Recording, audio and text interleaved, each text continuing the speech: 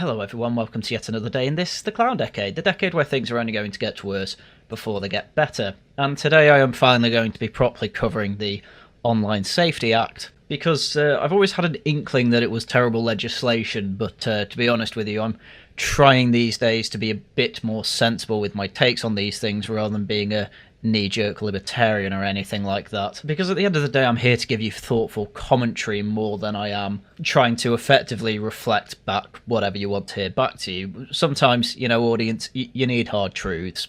Anyway, the reactive libertarian instincts are largely correct here. Not entirely, but largely. Anyway, if you enjoy what I do, please do subscribe to the channel and, of course, become a member. Right, let's get into it.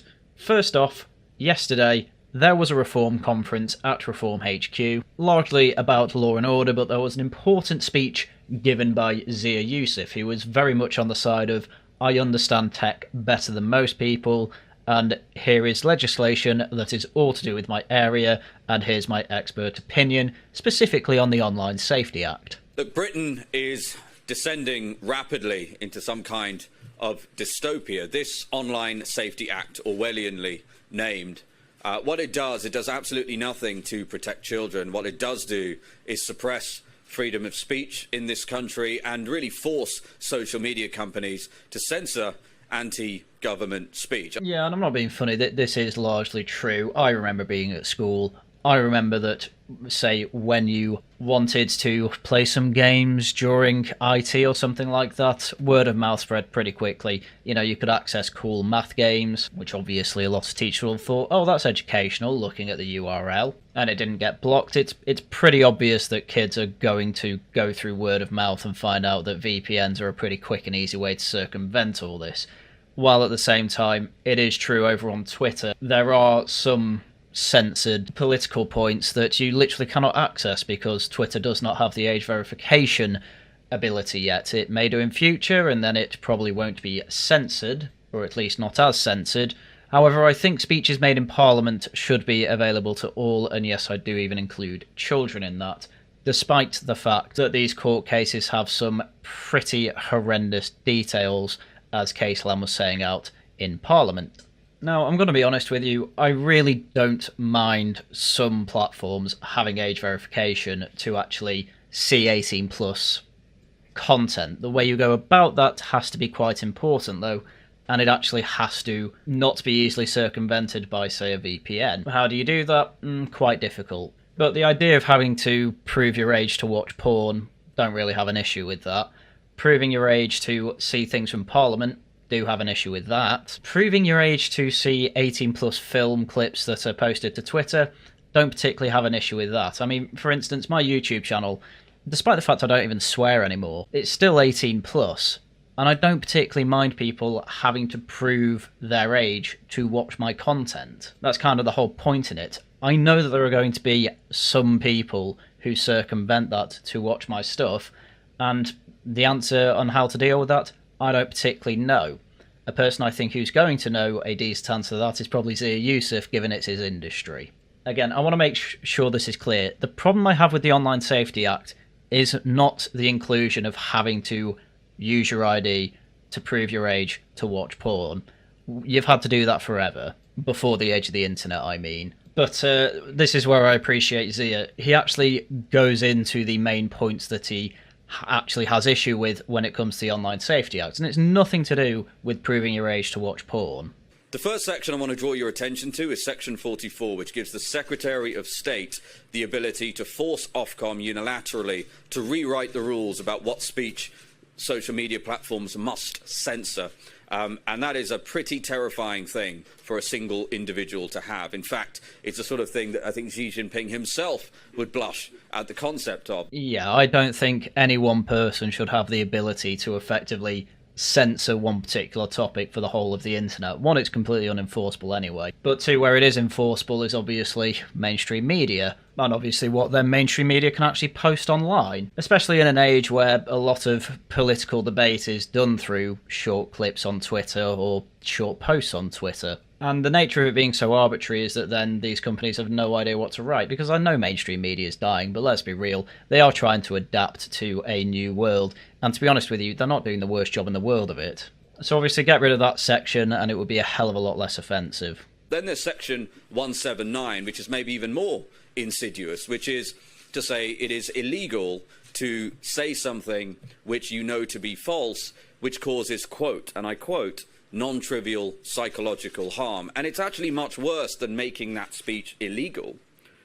It forces social media companies to proactively censor that speech. Yeah, the main issue with this one is, effectively, it's making fake news illegal, which is going to massively damage mainstream media if this is actually going to be applied properly. But it's not. This is more to attack people like me, or if you want to go much bigger, say, the Lotus Eaters, or if you want to go even bigger than that, Trigonometry, and other online influencers. It's to try and clip their wings, and it is going to be used to make an example of them, much like Section 127 of the Malicious Communications Act has been used to make an example of people. And I mean, for God's sake, how does a court even prove that you knew this to be true or false? How does it read a mind like that?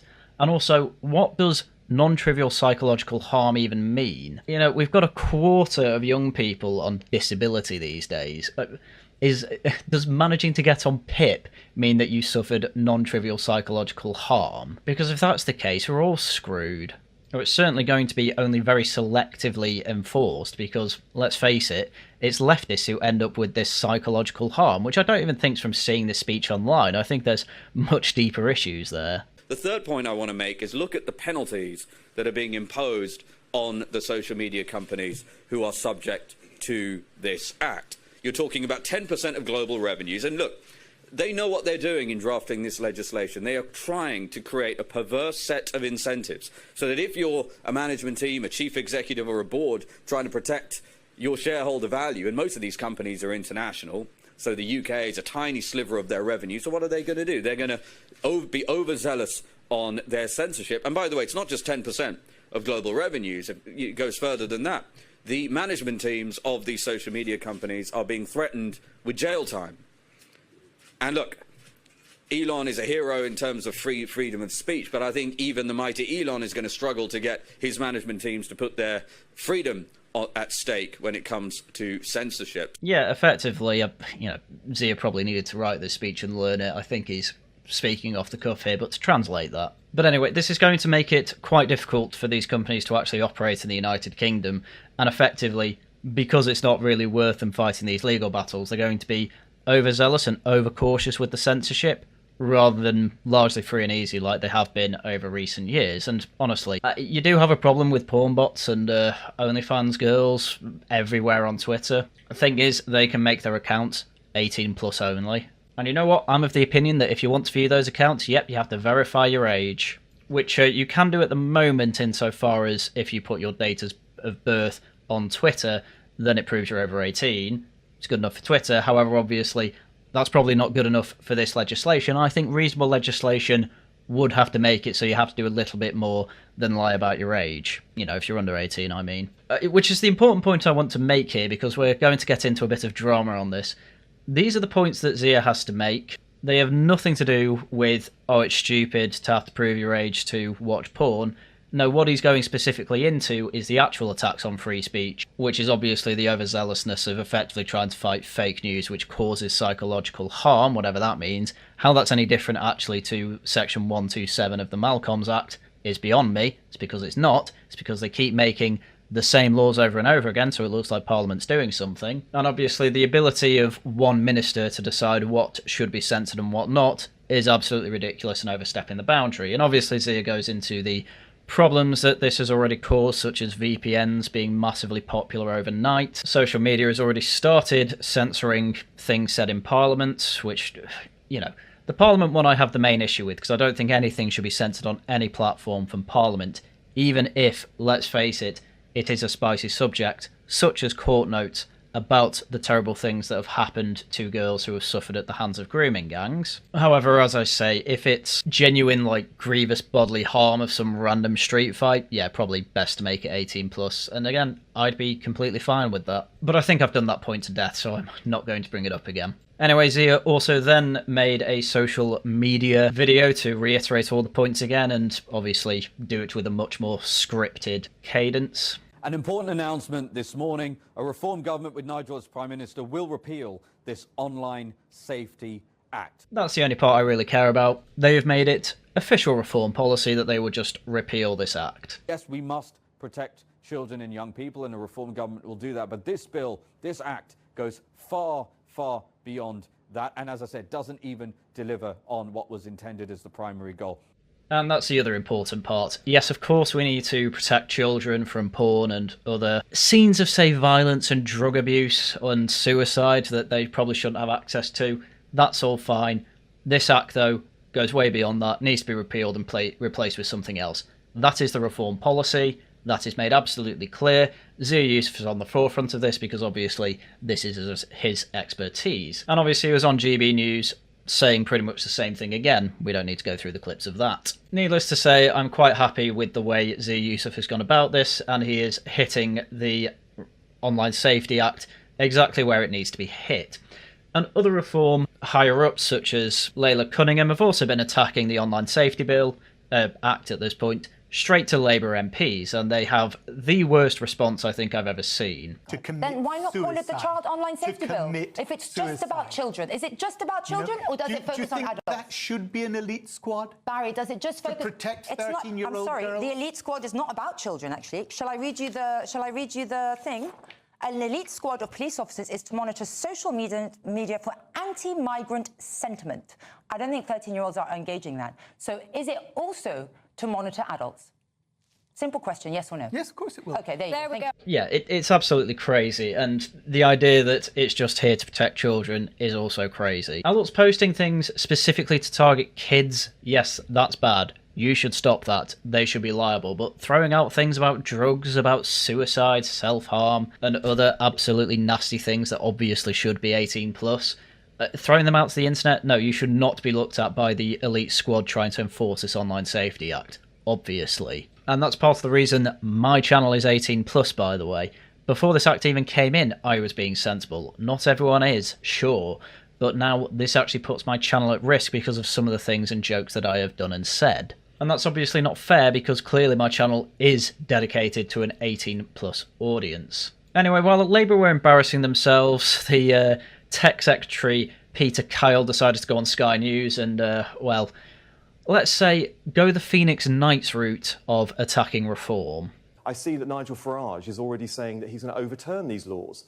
So, you know, we have people out there who are extreme pornographers, peddling hate, peddling violence.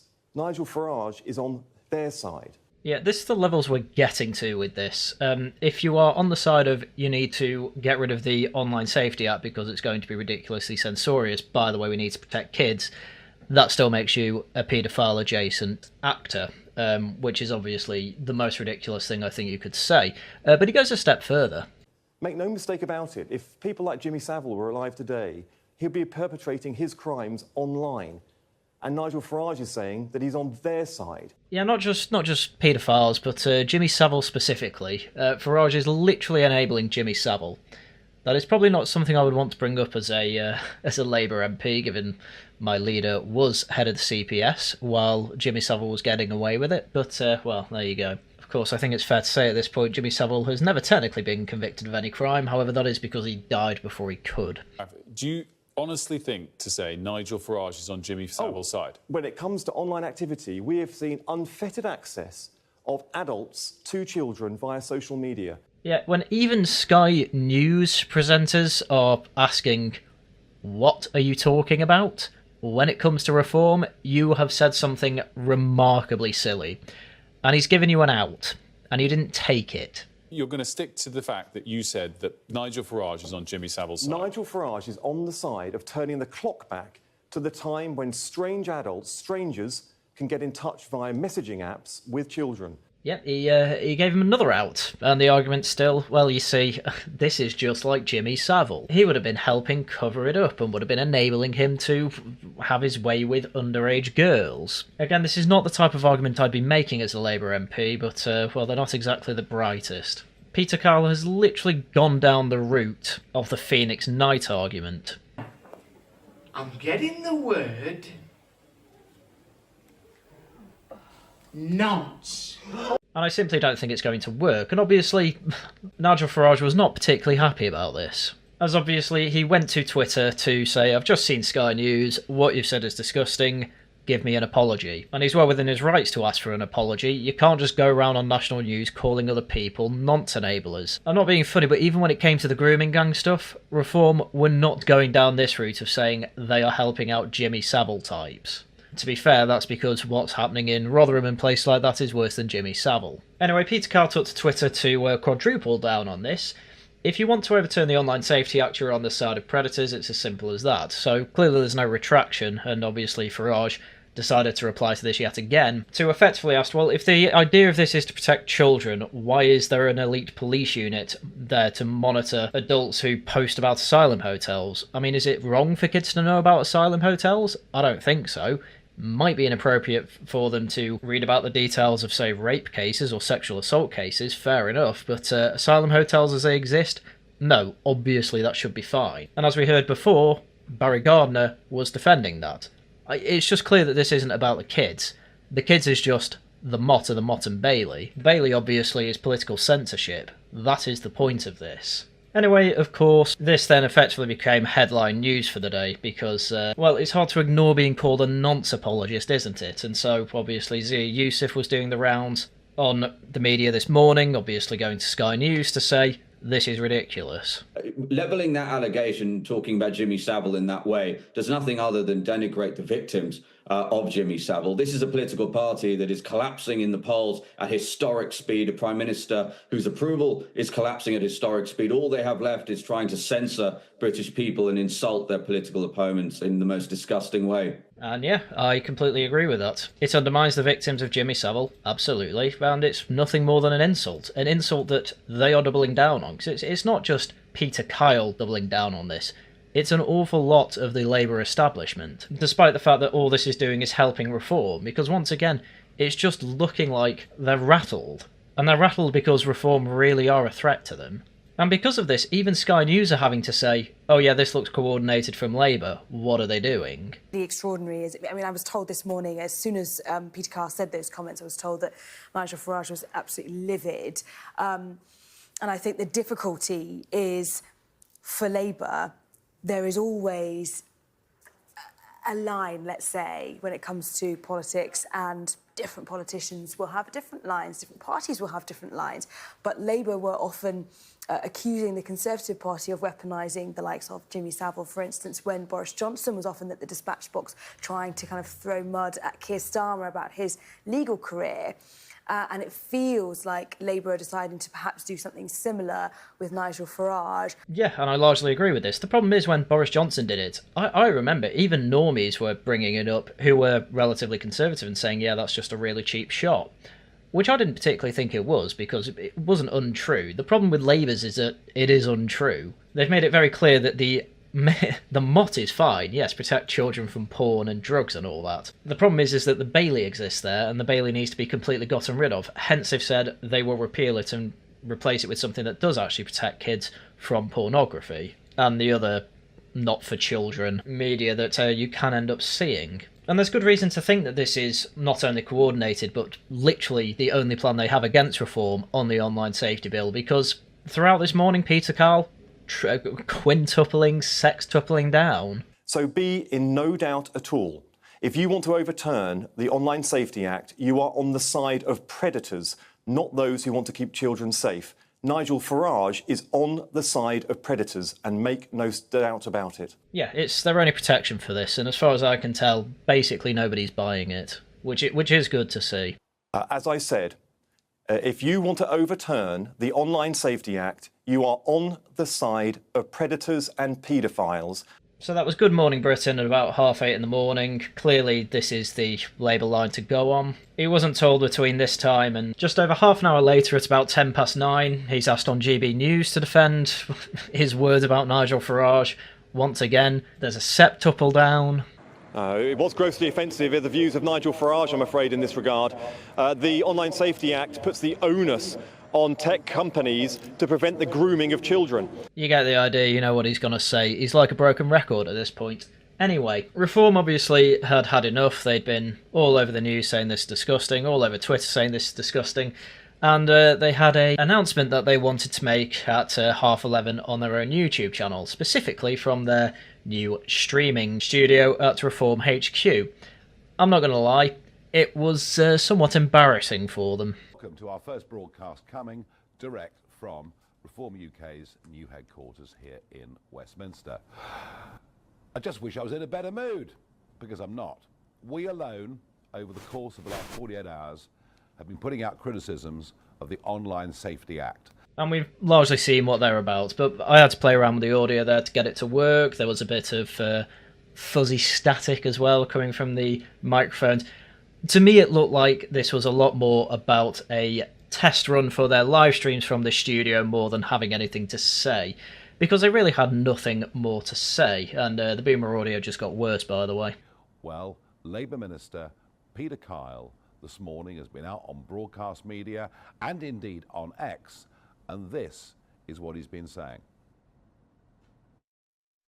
Yeah, I'm not screwing around with the audio or anything. They literally just boomer audioed, and it was like this for a good minute or so. Not great, but to be fair, I think people who work at Reform will also have experience at GB News, and this is similar to how GB News launched. It wasn't great, they did get it working in the end, and as I say, they really didn't have that much to add on to what had already been said for the last 48 hours anyway. This disgusting, here's details on VPNs, here's details on why the online safety bill does absolutely nothing for kids, etc, etc. And in the end, their idea is, well, we should do this. Well, you know what? I've asked for an apology. We're not going to get one. I think perhaps the best thing we can do is to sign the petition to repeal the Online Safety Act. That's what I'm going to do today. I think it makes sense. I'm deeply worried about the implications for free speech. Yeah, blah, blah, blah. You get the idea. The government has already basically responded to this, so I really can't be bothered getting it up because it's what the response always is. Yep, we hear you. We're not going to do anything different. As it stands, signing these petitions are absolutely pointless. I'm not saying don't sign it. The more numbers you get on these things, the better it is for the government to hear you. But ultimately, nothing's actually going to change unless, obviously, Reform are in power. And realistically, there's not an awful lot more you can do other than be a Reform activist to actually affect change. This is probably about as good as you're going to get. So there's always that. Honestly, I was hoping for a bit of a legal threat about this, but I suppose you don't particularly want to open Pandora's box of defamation cases when attacking political enemies, because it's just going to end up costing everyone millions and the only winner is the lawyers. So I suppose that was a bit short-sighted an expectation, but there we go. So yeah, pretty pointless stream all in all. If you didn't watch this video, I'd say go watch it, but this video has all the information in that stream anyway. But the most embarrassing bit, I'd probably say, comes at the end. Real expertise. So, Mr. Kyle, can I have an apology, please? Yeah, I'm going to be honest. I think that's the type of thing that the boomers might quite like. But to the zoomers and all that, people like me, quite a cringe way to wave it off. And as I say, honestly, quite a toothless attack back. Not great, however, I can see the idea of having a studio inside Reform HQ to end up streaming about similar things like that.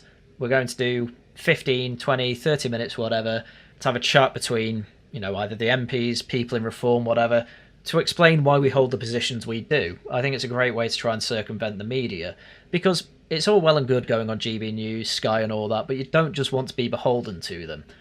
You want to have your own way to get your own message out. Donald Trump was very good at that. You can even start running your own podcast from there, for instance, as well. That might be something that some of the board members might do, say Gawain Taylor if he ends up getting in, etc. So I can see the potential there, but if this was going to be your launch of that, this was definitely more of a testing scenario. Hence, it wasn't great, and, well, God, that ending, there's no defence for that, is there? So it's a shame to bookend this video on that, but, at the end of the day, it's what happened. And Reform are just completely in the right, and honestly, even lefties are all saying, why do you keep calling them nonce apologists? Nobody is going to, at all, think that is the case. Also, that is opening the door back to attack anyone in the CPS during the Jimmy Savile time, like your leader, you morons. So there we go. Repeal the Online Safety Act, replace it with something that's actually going to protect kids from all this nasty stuff on the internet. Honestly, the best thing to do is probably just ban the internet for anyone under 16, possibly 18, but, well, I'm fine to have the argument. Because honestly, that just seems to be the easiest way to do all this. There's only so much tech companies can do, and it is an absolute wild west of stuff posted out there. So there we go. I don't know if Reform will do that either, but we'll see. Right, anyway, if you enjoy what I do, please do leave a like, subscribe, and also leave a comment. Great ways to help out the channel. If you have a little cash to spare, do become a member or send super chats or super thanks for any video or stream that I do. As for Shilling, tonight we have a Tosh Talks. We are going to be talking about the new Corbo party and what policies he will probably bring in. It's effectively going through Corbo's 2017 and 2019 election manifesto, and I have no doubts we will have a lot to laugh about. Thursday, it's some Hollow Knight and then videos out as and when I can make them. Right, with that, that's everything I had for you for today. Once again, thank you very much for watching, and until next time, goodbye.